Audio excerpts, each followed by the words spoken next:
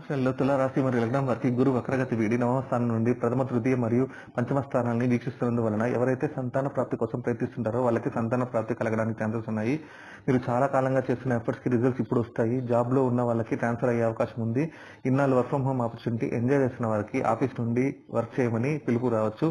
మీ skills ని update చేసుకోవడానికి, మిమ్మల్ని మీరు కొత్తగా ట్రాన్స్ఫార్మ్ చేసుకోవడానికి సరైన సమయం అని చెప్పవచ్చు.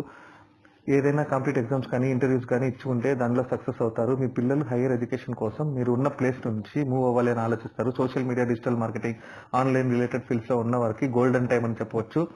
షేర్ మార్కెట్ లో ట్రేడింగ్ చేసే వాళ్ళు ప్రాపర్ గా రీసెర్చ్ చేసి ప్లానెడ్ గా మీకున్న స్ట్రాటజీతో స్ట్రిక్ట్ స్టాప్ లాస్ మెయింటైన్ చేసి ట్రేడ్ చేస్తే మాత్రం అద్భుతమైన లాభాలు మీరు చూసే అవకాశం ఉంది. Entertainment field, cinema and serial, sports field లో ఉన్న వాళ్ళకి అమాంతంగా నేమ్ అండ్ ఫేమ్ రావడానికి ఆస్కారం ఉంది. సో మీ టాలెంట్ ని ప్రూవ్ చేసుకునే టైం ఇది, మిస్ చేసుకోకండి. మీ తండ్రి గారితో టైం స్పెండ్ చేయడానికి ప్రయత్నించండి. సోమవారం నాడు శివలింగానికి అభిషేకం చేస్తే చాలా చాలా మంచిది.